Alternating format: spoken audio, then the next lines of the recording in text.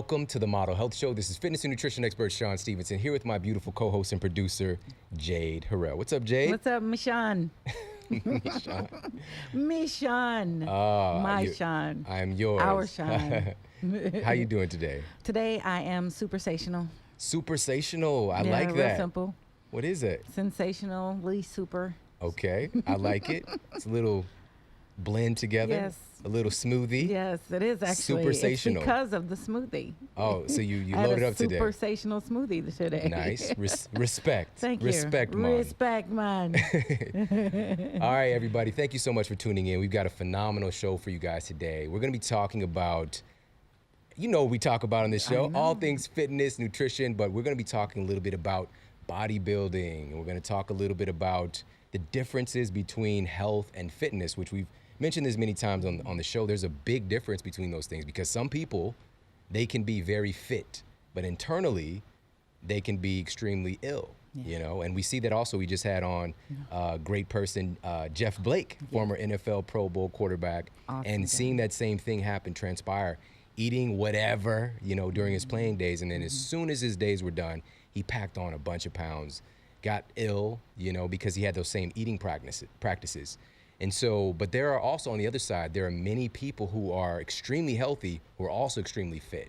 And that's really what we want to focus on. So before we get into that, let's give a quick shout out to our show sponsor, Onnit.com. Head over to ONNIT/model for 10% off all of your health and human performance supplements.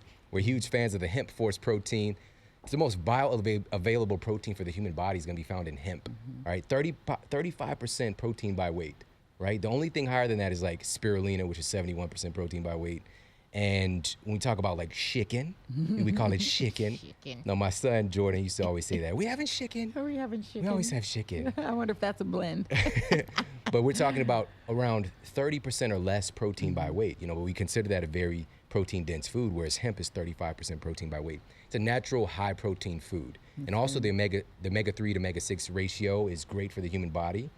We're going to get our minerals, antioxidants are going to be found in there as well. There are whole hemp seeds in the formula, and it tastes good. It's so good. Right? Because when you think of hemp protein, the first time I heard it, I was like, I don't want that. You know, it doesn't sound good. No. But then, and also then you go and buy the standard stuff that might be at your local Whole Foods or whatever. And it's like, I'm going to put a couple scoops of like ashtray ashes into my smoothie, right? It's not good.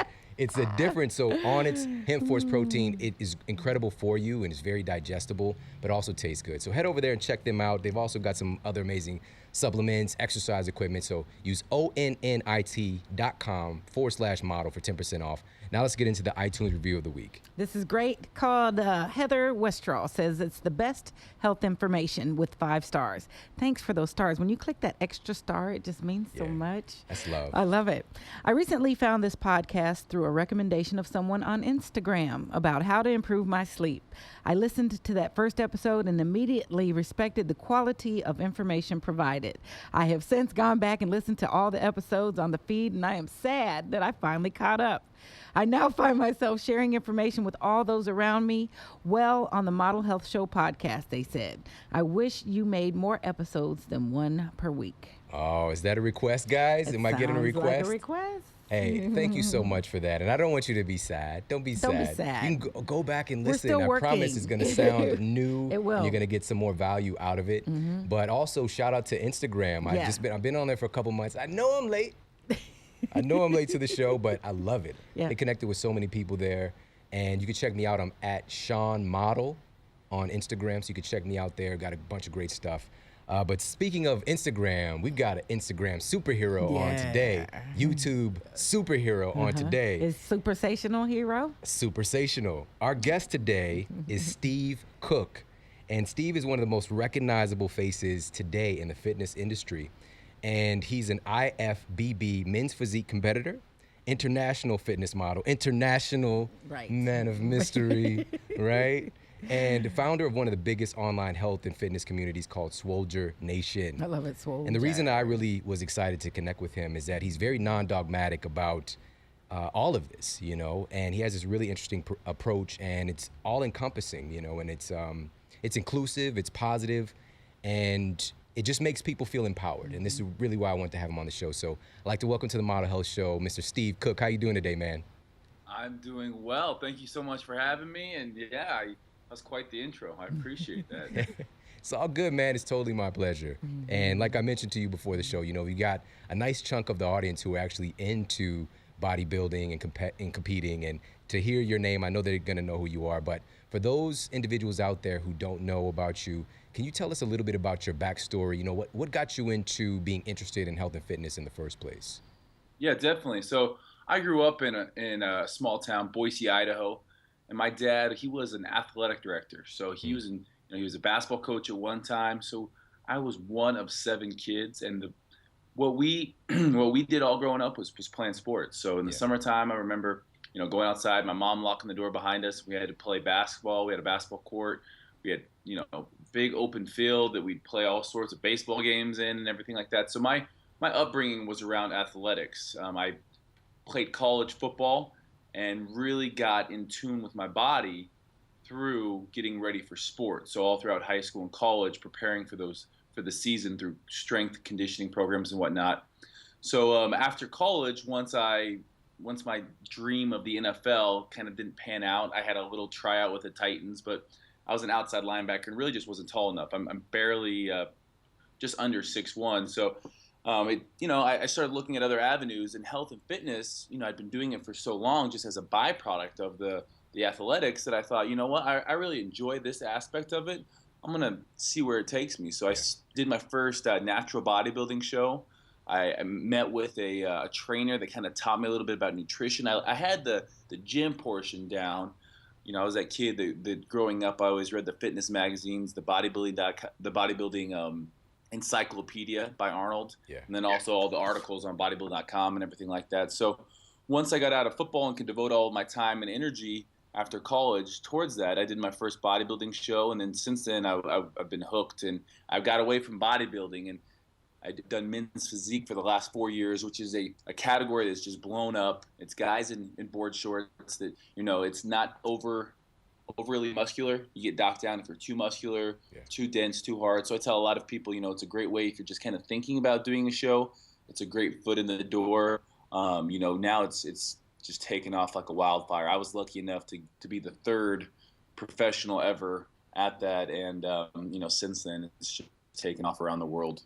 Wow. So cool. Right. Super powerful stuff, man. And I think that, one of the things that you mentioned beforehand, when we think of bodybuilding, people tend to think of just so funny, the shorts, immense amount of meat, and the tiny little underwear. And I call them. Yeah, yes. Oh my goodness, yeah. And now, great. Having these different areas, and also I'm seeing this shift more so to focus on health. And this is one of the things that you're a real pioneer at this. And I want to ask you about it personally, because when you started off, you was probably like most guys, and were very just kind of, we'll say, outer exterior focused. Just focus on looking good, focus on your appearance. What made you shift over from that focus to more of a focus on health? So, the shift took place in caring more about health because as I've been in the fitness industry now for 5 years or so, I've seen that there's a real need for it. Yeah. So for me, getting ready for those shows, I got lost in only caring about looks. And when you only care about the physical part of things, there's so much you're not really tapping into. And I believe that looking good, that working out, that health and fitness should also play off of your spiritual side, play off mentally, emotionally. It's all tied in together. And I had to learn that the hard way. So after I got done with, I kind of started getting a name for myself after the first year in the fitness industry, and moved out to LA. And, all I cared about was how I looked. So, I labeled food good and bad. Fruit was bad, and it really came from a lack of knowledge, and listening to so many other bodybuilders talk about, you got to eat your tilapia and your sweet potatoes and your asparagus, and I just wasn't happy. It was binge eating, and a lot of people in the fitness industry call that their bulk.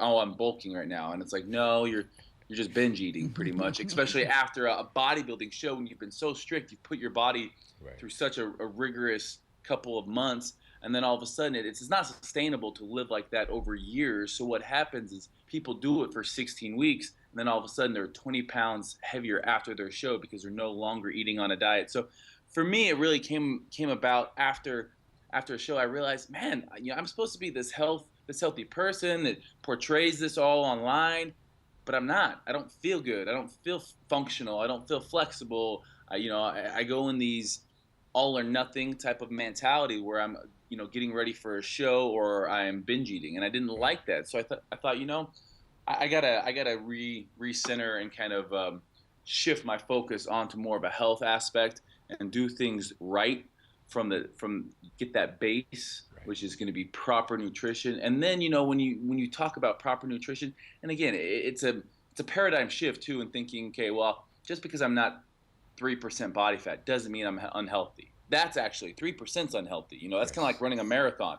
People getting ready for a marathon, you start out running, you like to run. That's great. Usually it's a hobby. Then when you actually prepare for a marathon, and that day you run 26 miles, your toes are falling off, people are pooping their pants. It's not a healthy thing.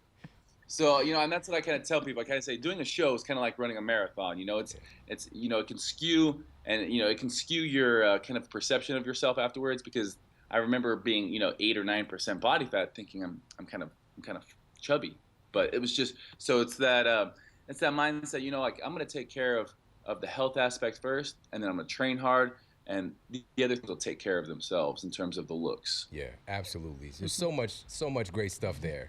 Number one, beware of pooping your pants. Right, and losing your toes. Right. Don't want to lose any of your appendages. But that reminds me of Billy Madison with Adam Sandler. He's been on my mind lately, right? We gotta watch it. I think it's because of his new movie Pixel. It's gonna be so good. I can't Yeah, wait I guess, You're not interested? I always end up seeing him though, but I mean, he's got just so much money to do whatever he wants. And with whomever he right. wants. And he the always guy, has an all-star. you saw the Pac-Man? Yes. The guy who has that scene with the Pac-Man, he's like, son, it's so good to see you. Right. He's the real guy who invented the Pac-Man game, right? Super powerful stuff. Yeah. So, but anyways, in Billy like, Madison, there was a kid, he had a little problem when Billy went back to, I think, kindergarten or whatever, he peed his pants, right? So it made me think of that. And he's like, peeing in your pants is the coolest. Everybody's doing it, right? Good impression, actually. So much powerful stuff there, and really pointing to the fact that, and guys, if you don't know this already, everybody listening, that when you see these fitness competitors and you see the cover of the magazines, most of these individuals do not look like that all the time. And that's just a normal thing. But a lot of people, especially if you're a kid or you're very impressionable, you see that and you're just like, I've got to live like that and be like that all the time. But there are definitely some individuals who, again, like Steve said, making it the foundation of health first, who look pretty close to, magazine ready or competition ready year round, but that's the exception. A lot of people are doing, like he just said, they're binging, then they go through this period of extreme deprivation. And, me being a scientist and me being somebody who's been in this field for a while, I've seen the impact that it has on people hormonally. Some people just can't handle it. And you don't see that many fit older bodybuilders, right? In their 50s and 60s, right, Steve? 100%. Yeah, and it's because of the damage that they've done through the process. And it's just doing it more intelligently and loving yourself more. And that's really why I appreciate your message. One of the things that you talked about, as I was just kind of doing some research on you for the show, and guys, if you're not already, check him out on YouTube. He's just killing it on YouTube. So many great videos there, from fitness to nutrition stuff to Q&As. And one of the things that I saw and I came across, I was happily surprised to see this, was you did something, it was like 22 days of happiness or something like that. So tell me about that. Well, I think, so I stumbled across that. A friend was telling me about it, and I started looking it up, and I was just going over those things, and it was just a daily reminder. I would get up in the day, and I'd kind of read one, and then I'd ponder it. And it really helped me out. I was in a time that I was living in California, kind of trying to find my way in all of this, and I just started thinking about what really matters, and that, at the end of the day, again, we're all going to end up prunes. We're all going to end up, old and shriveled if we make it there. And it's like, okay, so I can't take this all too serious. I can't try, the more perfect I try to be, the more frustrated I become. And so it's really me getting back to one of those things, that those principles that it's real happiness. What is real happiness all about? It's not about looking with a six-pack fitness or six-pack abs. It's not having this fitness regime that is, you're going to the gym 4 hours a day and things like that. So I started really rethinking, okay, what is it? You know, it's friends and family. It's, you know, positive thinking. And again, I went through this video session, and it's amazing how many, when I did it, I was like, oh, you know, I hope people don't think it's cheesy or anything, but it's amazing when I go to these expos all around the world. That's probably the little series that I see so many young men saying, hey man, I really appreciate you doing something like that. You know, a lot of people wouldn't talk about things like that, but you did, and it got me through, you know, a rough time in my life, whether it was a breakup or, you know, because again, when you're focused on just the exterior, that is not going to bring true happiness. So I think, you know, again, it's a balancing act. You have to be healthy. We're going to care about our looks. Most people do care about their looks. So it's not shallow to do so, but it has to be in balance with everything else. The inside, internally, like we're talking about, healthy, and then mentally, spiritually, everything like that. So that's such a really important point that you brought up, and talking about the importance of happiness. We had on recently New York Times bestselling author Gretchen Rubin, and the Happiness Project, and really looking into the research behind happiness and how it is clinically proven to extend your life, right? Happier people live longer. They tend to make more money. They tend to have better relationships. They tend to have better health and fitness, right? And it's a multi-directional thing. You know, it's one feeds right into the other. You know, it's a positive double-edged sword, I guess. So being able to focus on that, and you're just opening up really for a community of men in particular who, that's a taboo subject, right? It's taboo to talk about being happy, right? And talking about our emotions and that kind of stuff. Yeah, for sure. Right. So, you know, I can't have you on the show without talking about and sharing some of the strategies for the outer appearance, you know, for transforming your body and really building that physical appearance. So, dude, let's start with some best practices, you know. So for somebody who is, you know, they're not like super inexperienced, you know, just a regular guy or girl, and man or woman, not excluding anybody, and they're wanting to start to take their game to the next level. We'll just say like somebody's a novice. What are some best practices that help take you from like this guy who was fooling around with the weights and in college and all that to like, I'm gonna get serious about changing my body? What are some of the first practices people should implement? I think first and foremost, you got to set a goal. So many people out there just are going to the gym, spinning their wheels, and that they don't have a concrete goal. Now, when I first started off in the industry, I had 4 or 5 guys, you know, that were some were from the 60s, some were from the 70s in terms of body types that I could resonate. They resonated with me, but also that I felt like that we had similar types of bodies. So guys that I looked up to that said, I want to do that. Right. And then I kind of researched on how they trained, what they did, how they ate. I did everything I could to then become like that. So it was a concrete goal in my head of what I wanted to look like. And again, it doesn't have to be just looks. It could be performance-based as well. Right. But for me at the time, it was, okay, I want to look like that. How did they do it? Okay, I'm going to do everything I can to duplicate that. And then along the way, I'm going to find what works for me. The next thing I would tell people is to keep, just for 2 weeks, keep a food journal. You have to learn what macronutrients are. So you have to learn what protein, carbs, and fats are. You got to learn what happens with different supplementations, with vitamins and things like that. So I always tell people, keep a journal, and then little by little, start adding things or taking things away and seeing how you feel. So, you know, you might take out dairy for a week and just see how you feel. You might take out gluten, see how you feel. You might add in a protein supplement, or you might add in a multivitamin, and just kind of listen to your body, listen to the feedback your body is giving you.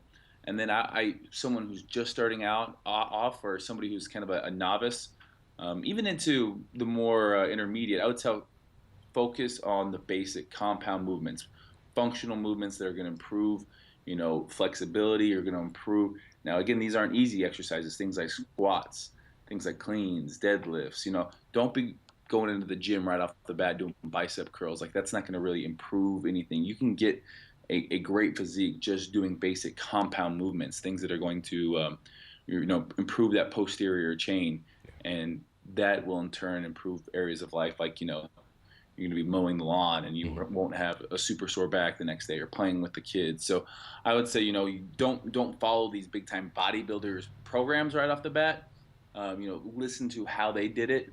But if you are starting off, make sure you don't I see a lot of people, what happens is people think that all or nothing mentality. Beginning of the year comes, I'm going to go in 100%. I'm only going to eat rice and chicken. And then what happens 3 weeks into it? I can't do this for forever. And they just quit. They have one bad, weekend night where they have, a few too many beers and some pizza. And then all of a sudden they're derailed. So I would say, don't set yourself up for sabotage. Set realistic goals, and then also realize that there's going to be bumps along the way. But visualizing what you want, I think, is definitely first and foremost, and that's key. Okay, great stuff. So let me ask you a question, since you brought up squat was the first word out of your mouth. So there's two different things here. We're talking about being able to squat big numbers and also squatting for muscular development. Let's talk about the muscular development. What kind of things should we be doing in that realm? Should we be doing like supersets? Should we be doing higher rep stuff? Let me know, man. And that's a great question. First and foremost, people don't need to worry about weights until they have the proper form down for a squat. Thank you. Yeah. And there is you might think you do a squat properly, but then you get with somebody who knows what they're doing, a exercise physiologist or somebody who really does know, and they break it down for you. And you realize that there are always ways of getting better, even in something as simple as we might think a squat. So doing that right, and then you worry about adding on weight. And again, if it's muscular, if you want to build muscle, we're talking hypertrophy. For me, bodybuilders have been doing the hypertrophy longer than anyone, and adding muscle is kind of their expertise. Now, if you want to get a stronger squat, now more performance driven, you're going to be working with lower reps, higher weight, where bodybuilders typically work in between that 8 to 14 rep range, really going for maximum hypertrophy in that range. So it's kind of up to people out there with what their goals are. Right. I'm so glad that you brought that up, is that, if we're talking about building, and a lot of women have this fear, and I like to call it out as many times as I can, that if they lift heavy weights, they're going to get big and bulky. But I love that one. Bodybuilders, this is one of the secrets, is like higher rep stuff with lighter weights than they can do is what has a greater tendency to putting on more size, right? Right. And I definitely think women out there that are worried about that, it's such a silly thing. And I think it all stems from the fact that you go into the gym, that's the first person. You see the people in the gym, the guys that are usually there are the biggest guys. So you're thinking, well, if I come to the gym more, I'm going to look like them. It's just hormonally, as you know, it's not feasible. It's something that is going to improve, stay off the treadmill. Everyone knows that's the most familiar thing in the gym, is to go and use the treadmill and things like that. Now, I'm not saying don't ever run. I'm just saying do weights first. If you're new in the weight room, might want to hit the weight session first while you have the energy, while you're, I like to call it priority training. So priority principle training, you take your weak areas and you train them first. So if you want a great booty, ladies, do some squats first. If you want to do things that are going to improve, your athleticism, do your cleans first, and then save things like the cardio, walking on an incline or jogging. You can do that at any time of the day. You can go outside and do that late at night. So I would say priority training is the way I like to tackle things. Yeah, I love that. And and I'll put this in the show notes. I wrote a really, really popular article about this very subject. And the title of the article is "The Only Time You Should Never Do Cardio." And basically, so like, what is that? What is the only? And it's before you train, before you do strength training. Exactly. And just on a common sense basis, right? You're going to have less energy when you go into your strength training, which is the most important. And so if we're really looking for transforming our body, we're going to get the most hormonal bang for our buck, the most anabolic hormone release when we do strength training. And then use the cardio as like a finisher, so you can go and if you look at some of the biochemistry, when you're breaking down those your muscle tissue by strength training, you can actually help to expedite the processing of some of the byproducts, some of the metabolic waste products by doing your cardio afterwards, kind of shuttling out. Well, I'm not going to say we're shuttling out fat necessarily. Why not? But in a way, because nice. Fat, these metabolic waste products in your body tend to get stored. Like fat cells can be like little storage compartments for goo, like for waste, and your body will hold on to that stuff. So that's the right way to do it. Whereas I've seen for years, and I know you have, people come into the gym, they look the same for 5 years, and they're just still like, I'm just, it's the holiday or whatever, and they're going and they're hopping on the treadmill first for 45 minutes, and they'll go and fool around with the weights. If they would just flip that around, stop fooling around with the weights and get intimate with the weights, then they could see some big changes for sure. And I think that, definitely. And to that point, before you ever step foot in the gym, on any given day, go through, list out what you're going to be doing. What are the goals? It just doesn't happen by happen chance that people get results in the gym. People just don't go and like, I'm going to do this. Maybe I'm going to do this. It doesn't happen. You have to have a clear cut goal of what you want to look like, but also then on the day-to-day level, going in and motivating yourself by knowing exactly what you're going to do. There's not going to be any kind of, because it's so easy to be like, I'm at the gym now. I don't know what to do. I'm going to go over and do cardio until that machine comes open, or until I kind of figure out what I want to do. No, you're on your lunch break at work. You sit down. You're going to list out what you want to work on that day, the exercises you want to do. And then, having a friend maybe that can work out to you, that holds you accountable, that's the fastest way to results. Absolutely. Having a plan. Yeah. That's a great 4-letter word, If you have a plan and you stick to the plan, it's just like this is A to B right here. Like if I do follow this plan, then you get the result. So let's stick with the squat here, man. You got to give up some of your secrets, man. So with the squat, so are we talking once a week, multiple times a week? Should we squat one day, do different leg stuff the other day? Spill the beans, man. I love that question. Now, for me, you have so many different types of squats. You have the way that a bodybuilder would squat versus the way a powerlifter would squat. You have the way, front squats versus back squats. I happen to love front squats. If you're looking to really work your legs, front squats, to me, I've always gotten a lot better leg development from front squats. Mm-hmm. Back squats, you're going to work more booty, even hamstring as you drop it down past that 90 degrees. Right. And then, lower back as well is going to come into play with both back and front squats. But I've been doing a lot more back squats. Typically, I tell people, if legs are one of those weak areas and you need to train them in that priority fashion, you train them up to once every 5 days. If you're training just leg days, if you're using it like a bodybuilder split, if you're not doing the full leg days, you can do something for legs every day. I've done that before. Our legs are big muscles. Now, obviously, if you're doing big, heavy back squats, you're not going to be doing those every day. Although studies now are showing that you can even do that. But I like to always think about it like this. Gymnasts, because guys in the fitness industry, there's this overtraining mentality. Like, I can't, I trained legs yesterday. I can't train them again today. If I do, I'm going to be overtraining. And that overtraining word is like poison. Nobody wants to overtrain. But I always talk about how gymnasts always have great backs and biceps and shoulders.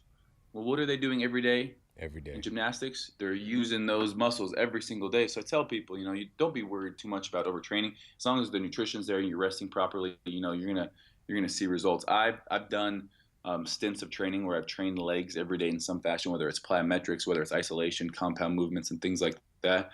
And I can honestly say that was probably the best leg development I ever got. Wow, that's great stuff. Great insider information here, guys.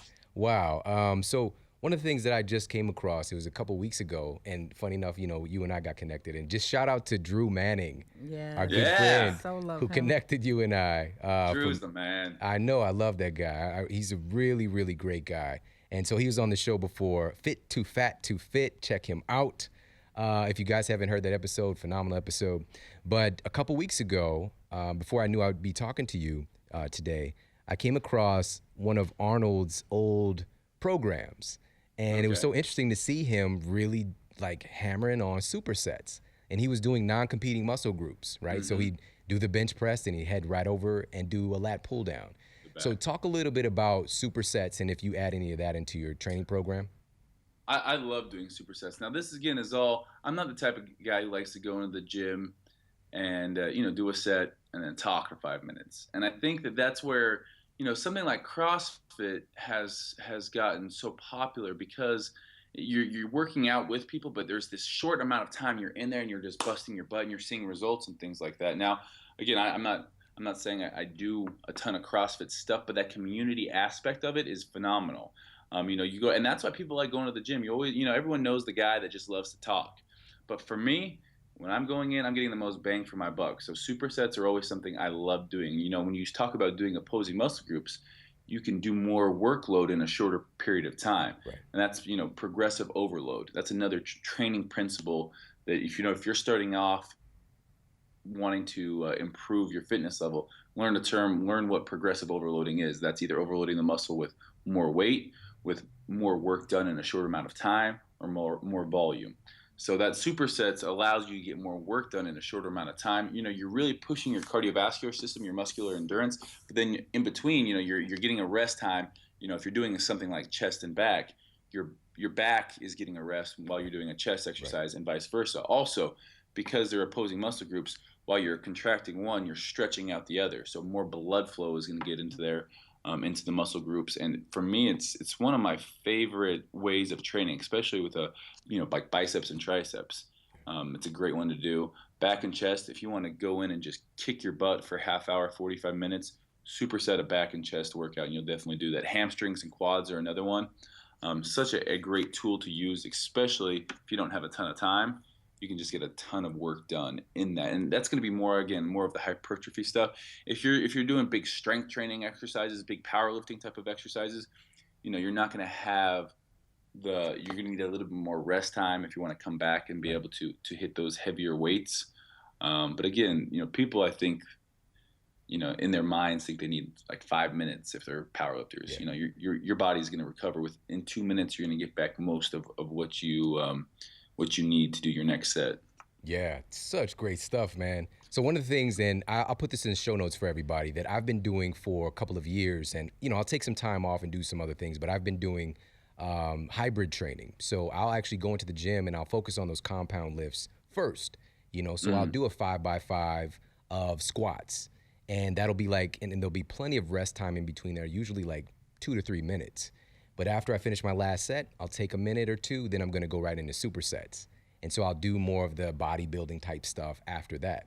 And I can pack all that into a 45-minute training session. So, and I detailed that, and actually I gave a PDF of that, and I'll put that in the show notes as well. So that is awesome. That's very similar how I like training, because I love going in, and especially as guys, I think we take pride in being able to move a lot of weight. Yes, you know, yes, when I first started, when I first started off, you know, it was like, how much do you bench press? It was people like, oh, you lift? How much do you bench press? And it was like, wait a minute, like what happened to how much you clean? Or, you know, it was all about the bench press. So, you know, I went in and I wanted a really strong bench press. I didn't have a great chest development. Now, looking at it from a bodybuilder standpoint, because I didn't care about working my chest, I just cared about getting a big bench press. So my anterior delt was taking over, my triceps and things like that. But for guys, you know, we love moving heavy weight. Yeah. So that's a good way to go in and get some really good work done on those bigger compound movements. And then to feel like, you know, you talk about the burn or the pump, you know, you talk about staying, just wrecking your system in terms of getting a good sweat. A lot of people feel like, well, I don't sweat a lot. If I don't get a good sweat, I don't feel like I'm working out. So that hybrid training definitely kind of satisfies both of those needs. And that's one of the, I love doing that as well. And even CrossFitters now, you know, there a lot of them are focusing on, they're not doing like the traditional CrossFit WODs like a lot of us would think about. I know I work with some CrossFit guys that are killing the game right now in the CrossFit world. They're going to be a brute strength. They have a team out of Utah that's going to be, I think, definitely top 3 in the games. But again, they're not going in and you know, just doing CrossFit workouts. They have a strength training session in the morning. They might come back and do some gymnastics, and then they might even throw some secondary isolation work in there. So it's funny how, you know, there's such a rift between bodybuilders and CrossFitters and all this other stuff. But really, at the end of it, you know, the way we train, the way people train to get the most results, there's a lot of overlap. Yeah, absolutely. There's a lot of memes out there about bodybuilding and CrossFit. It's pretty hilarious. And I love it, because I don't see it like that. I've done both. I've seen, you know, the benefits of both. So it always cracks me up. So, man, personally, what are you working on right now physically for yourself? What are you working on? What are you working towards? What's going on with you? That's a great question. So I've competed the last 2 years in the Mr. Olympia contest, which is the biggest stage in bodybuilding. You know, they have everything from women's bikini to to men's physique, and you have to be a pro. If you win a pro show or qualify for the Olympia, you compete in Las Vegas. I'm looking at doing that, but I'm also looking at maybe, for me, the fitness industry is a limited core. It's always going to be my core industry, but I think that branching out for me, bringing health to more of a mass audience, my YouTube videos, trying to do some stuff maybe with TV, getting on things like a podcast, just reaching out to more people out there, and really for me, trying new things. So I'm huge on trying different types of things that keep you fit, whether it's a sprint triathlon, whether, I say sprint because I can never do the full thing yet, but working at something that you're bad at. Swimming for me, I'm awful at. It's a great workout because of it. So I like doing things that I'm not very good at and then becoming proficient at them. For me, I just get, I feel successful when I can do something like that. So I'm looking at things outside of competing as well. I love the fact that, CrossFit is something, or those types of things introduce those types of movements in the CrossFit industry, like Olympic lifting and gymnastics. They're so technical that you can spend so much time doing them. So I'm really trying to bridge the gap between all of these, bodybuilding, CrossFit, even maybe do things that are totally out of the box for somebody that is kind of in my position and been growing up doing the bodybuilding thing for forever. So that's kind of what I have going on. Hopefully some projects in the future with some TV stuff. Don't want to say any of them before, don't want to count my chickens before they hatch type thing, but hopefully going that route with more TV, and then just hopefully getting that YouTube channel up over 1 million subscribers and just killing that, because I think it's a great way for, there's so many kids out there using YouTube these days for videos on how-tos. That's really, I think, a great way to attract and bring fitness to a mass audience. Absolutely. And right now for people, we used to just if we want to know something, we Google it. Now we YouTube it as well. It's the second biggest search engine. And it's really a great, powerful medium for people to connect with people like yourself, and to, just like you mentioned earlier, before, back in the day, individuals who want to follow in the footsteps of a great bodybuilder, for example, you have to go and read a book or go and try and find somebody to interview them. Now you can literally just go online and you can follow somebody like Steve, and he's sharing all of it. It's super powerful stuff. And by the way, so I'll put a link to his YouTube channel in the show notes, of course. And also you can check out the video from this episode over at themodelhealthshow.com/Steve Cook. Yes. You can check out the episode there. And man, phenomenal guy, phenomenal message. And for my show, man, I really like to ask people this particular question, and I'm interested to hear what you have to say. What is the model that you're here to set with the way that you're living your life? The model that I'm looking to set, I think, would definitely be that you can have it all, in terms of, it doesn't have to be just one thing that the balance that I'm talking about. So you can have this great physique, but also still be healthy. You can still be a person that genuinely cares about everyone. Be something that, that doesn't fit a stereotype. So again, for me, the bodybuilding thing was something I wanted to do, but I didn't like elements of it. I didn't like the fact that, I was only training a certain way, or there was this misconception that, again, like you talked about, how when bodybuilders get old, they're very rigid in their thinking and in their way of training and whatnot. And I like to try to see the good in everybody, and also in every type of whether it's CrossFit or bodybuilding or marathons or whatnot. I like to take and implement things from each one of them to really just enhance other areas of life. So if you want to do something, do it, but with kind of the idea of, this is going to improve my whole life in every other area, and I want to share it and give that back, because I've seen what bodybuilding, going into the gym and it kind of being down and out on your luck. I went through a divorce when I was real young, and bodybuilding, going into the gym, I couldn't control anything else. I didn't feel like I had my life at that period of time, except for that hour I was in the gym. I was going to give it all that I had. I was going to do things that weren't fun, and I kind of took that and I started applying it to different areas of life. It was just I duplicated what I was doing in the gym, and it was successful for me. Just putting in the work. I was no longer playing college football, and the only thing I could control was that time in the gym. So going in every day and trying to better myself in just one area. And that was with fitness, that was with weights. I then took that and applied it to other areas of life. Went back to school, got my degree, and then I kind of went through this change where I focused so much of my time in the fitness industry that I neglected things like family and friends. Yeah. And then I learned another valuable lesson, that you have to have balance in your life. So you take the fitness things, you take the things that you love and you're good at, and you figure out why you're good at them, and then you apply them to other areas in your life. And again, it's a balancing act. It's constantly a balancing act. But and I think at the end of the day, sharing experiences, sharing the tough times and things like that, give other people motivation that they can do it too. And I think that I've had the opportunity to travel the world and go to expos, and I can honestly say that I get more out of that than I ever do any competition, because fitness for me isn't about being better than someone else. It's about being that person that's kind of down and out, that's not feeling great about themselves, and they go and they look at somebody, and hopefully I can do this for people, and they say, Steve did it, I can do it. Steve changed his life just by going to the gym every day and kind of taking the principles that he learned and applying them.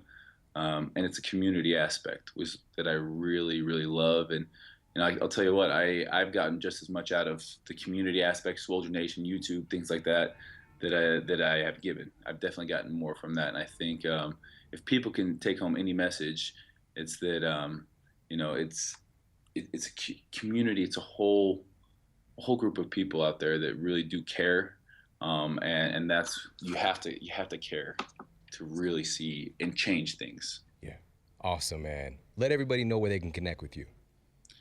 So my Facebook, Steve Cook, Instagram, Twitter, Steve Cook _32.